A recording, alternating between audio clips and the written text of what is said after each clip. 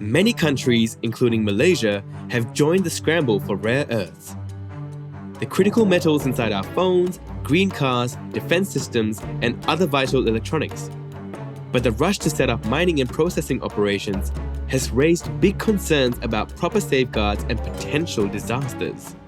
In Malaysia, where we sussed out illegal mining sites, tak boleh, kita tak boleh buat soal dia.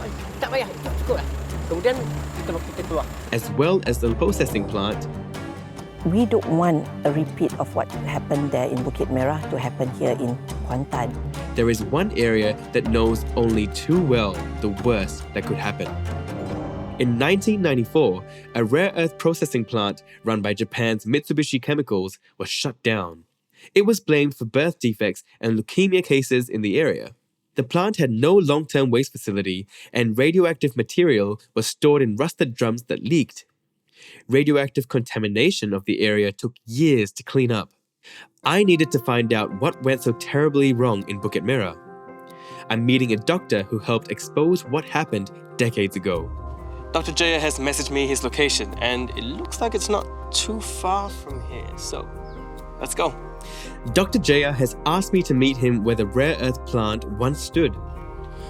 Okay, it looks like I'm going in there, but it looks like there used to be a barricade here. There's one piece here, there's another piece of a broken fence here, but I guess I'm going in. Oh, finally, Dr. Jaya. I found you. Nice to meet you. Glad to meet you too. Now, this is not what I expected to find here. It is so green. Well, don't be fooled by what you see here. The lush and green hides a very dark chapter in the history of this country. This is what is called irresponsible behavior of corporate companies, especially when it comes to rare earth. Okay, now I want to know more. What exactly happened here, Dr. Jaya? There was this company called Mitsubishi or Mitsubishi Chemicals, part of the big Mitsubishi group. They've got the automotive area, the electronic sector. In short, the large multinational that you see in Japan, Mitsubishi Chemicals, along with local partners, set up a factory. This wasn't a mining site. It was actually a processing facility for rare earths because we need to process to make them useful for the industry. But what were they using it for back then? At that time, they were using it basically for monitors and computers. Mitsubishi, they need this supply chain. So as a result, they were extracting the rare earth. But in the process, they were creating an enormous amount of radioactive waste. Okay, so the radioactive waste was generated during the separation process.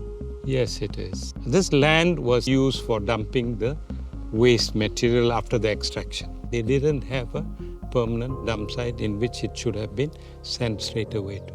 All right, Dr. Jagat, now you mentioned it has all been stored here, but how? Let me actually show you. Only if you see, you will understand how badly it was stored. This is the backyard of the plant. What you're seeing, the metal drums in which they have stored all the waste material. Now, if you look here, the drums were thrown all about indiscriminately. Yeah, they just left it there.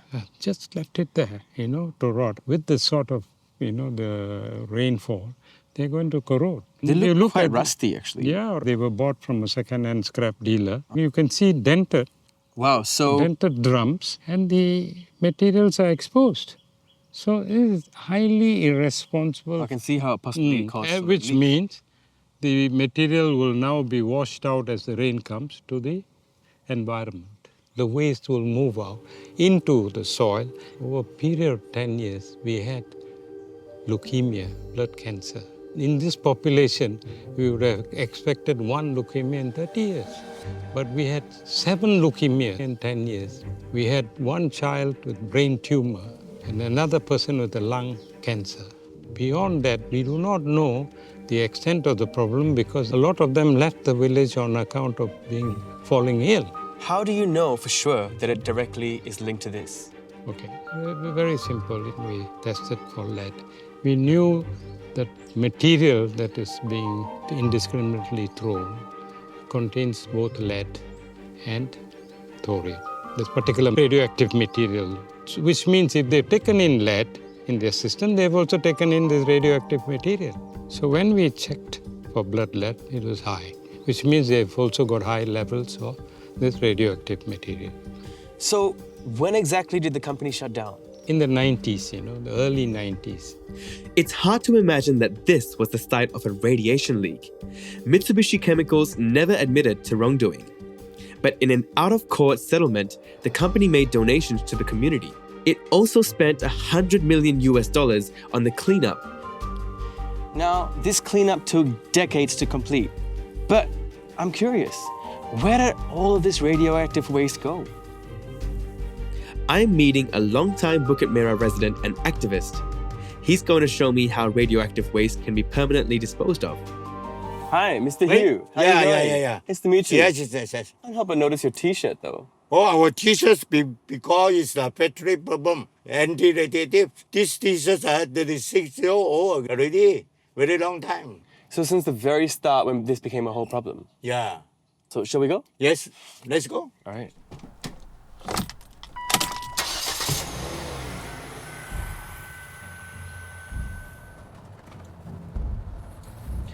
The permanent waste facility is not too far from where the plant actually was. Roughly how far away are we? Like 5 minutes, 10 minutes? 10 minutes. So we've just got off the sealed concrete roads and we're just onto the dirt roads now, which is a bit bumpy, isn't it, Mr. Hugh?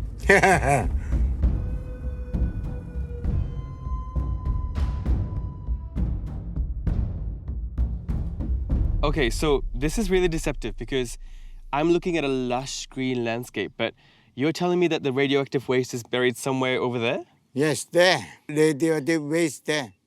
我用华语来讲啦，前后啊，它的废料来讲已经有8万桶这样多的废料啊，就移到那个永久马路槽去。它所有的泥土都要移到永久马路槽去，它又要拆厂，它又要2年的时间。所有厂内的有辐射性的也好，没有辐射性的也好，或者有污染了的那个泥土都好，都要全部放在那个永久马路槽去。I know it took a long time for the cleanup of this plant, but why was that the case? 第一，他要处理那个永久埋毒槽这个地点，是要得到通过。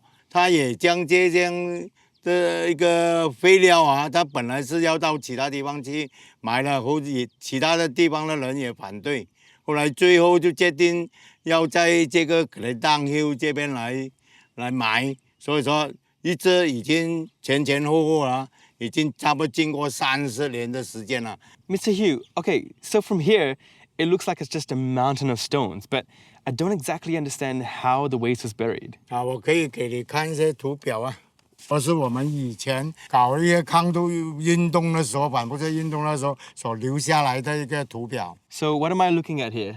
现在他要把它挖很深的一个坑，把所有的全部埋在地底下。